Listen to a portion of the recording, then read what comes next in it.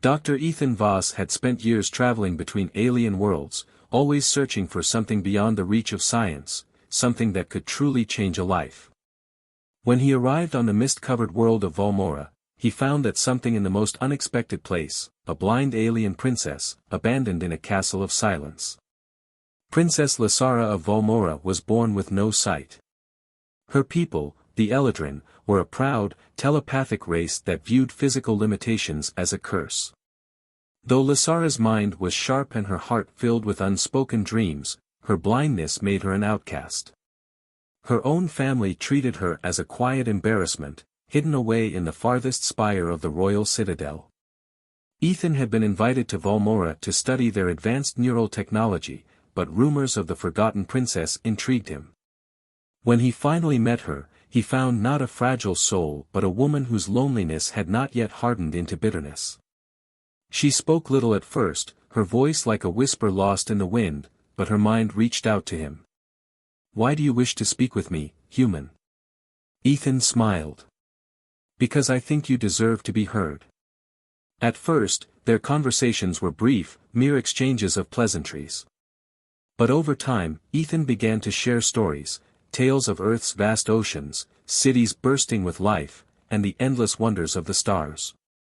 Lysara listened with a quiet intensity, drinking in every word as if trying to see through his descriptions. "I want to experience the universe," she admitted one evening. "But I cannot even walk freely in my own home." Ethan's mind raced with possibilities. He had encountered countless alien technologies, some beyond human understanding. What if he could give Lysara something her people never had?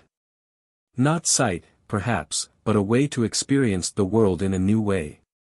With the help of Valmoran engineers, he modified a neural interface designed for deep space navigation. Instead of sight, the device would translate surrounding stimuli into sound and sensation, allowing her to perceive the world through a symphony of data. The day the device was ready, Lysara hesitated. Her hands trembled as Ethan helped her attach it, the sleek metal curving along the base of her skull. When the device activated, she gasped. A world she had never known came alive.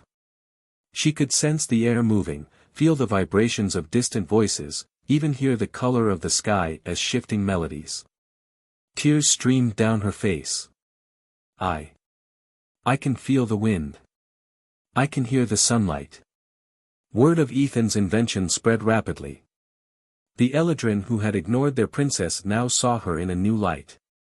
Some were in awe, others in disbelief.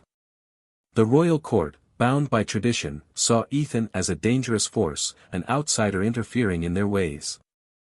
The High Chancellor, Lysara's uncle, summoned Ethan before the council. "You have defied our customs," he accused. "You have meddled where you do not belong." Lysara, who had never dared to raise her voice in court, stood beside Ethan. "And what of my right to exist beyond these walls?"